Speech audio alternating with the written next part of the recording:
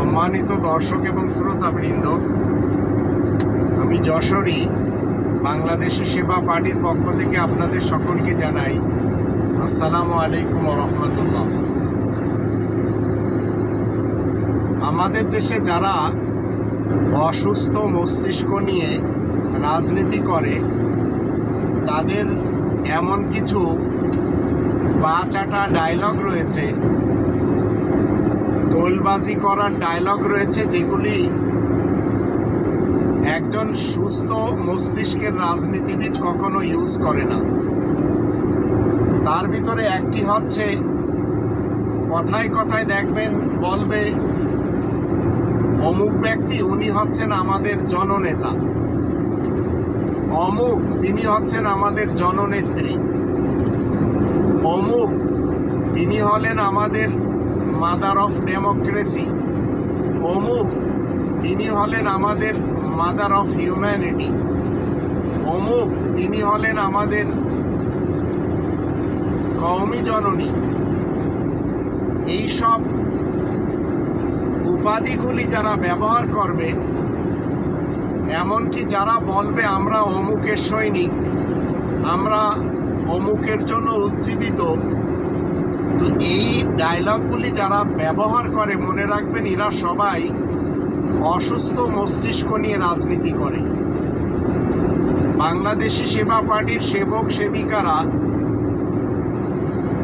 রব্বানি বিধান নিজেরা মানে এবং অন্যদেরকে মানার কথা বলে।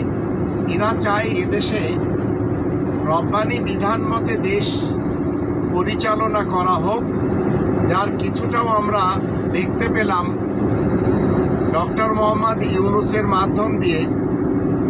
কারণ আমাদের দেশের সংবিধানে যা আমি স্টাডি করেছি, সেটি যতবারই সংশোধন হয়েছে, বিএনপির যুগের কিংবা বিএএল এর যুগের, এই সংবিধানে আল্লাহ তাআলার মেহেরবানিতে এখনো শতকরা 80% যেসব নিয়মকানুন রয়েছে সেগুলি কোরআনের। যদিও ডক্টর কামাল টাইপের যারা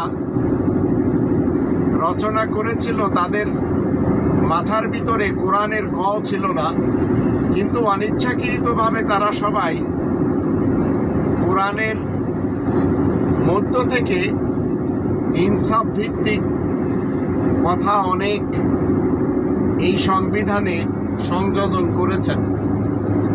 তাই আমরা যারা বাংলাদেশি সেবা পার্টির সেবক সেবিকা রয়েছি, আমরা মূলত একটি জায়গাকে সবচেয়ে বেশি ফোকাস করছি, সেটি হলো 8 নম্বর সূরা আল আনফালের প্রথম আয়াতের দৃষ্টিতে আমাদের দেশে 18 কোটি জনগণ রয়েছে। এরা সবাই খনিজ সম্পদের যে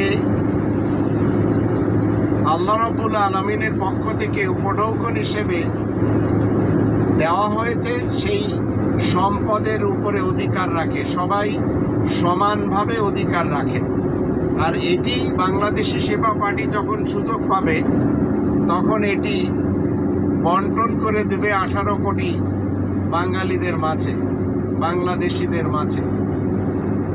তাই আপনারা এখন চিন্তা করে দেখুন, আপনারা ওই সকল ডায়লগগুলি ইউজ করে কারোর পা চাটবেন, না বাংলাদেশি সেবা পার্টির হয়ে কাজ করবেন, যারা কিনা এদেশের খনিজ সম্পদের অর্থ 18 কোটি বাংলাদেশিদের মাঝে পুঙ্খানুপুঙ্খ রূপে বন্টন করে দিতে চায়।